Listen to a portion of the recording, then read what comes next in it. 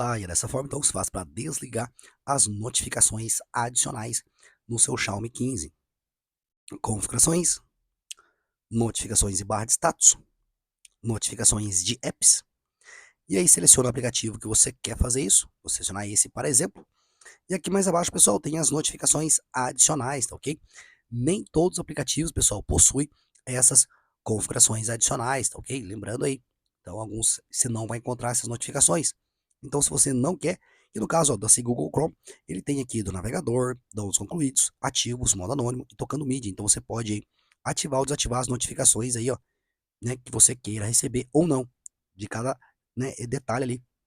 Então, se você não quer receber nenhuma dessas notificações, desmarca ele aqui e ele vai chegar normalmente das outras notificações, mas dessas categorias aqui ele não vai chegar para você, tá ok? Feito isso, só retornar e pronto. Espero que esse vídeo tenha te ajudado de alguma forma e até a próxima. Tchau, tchau.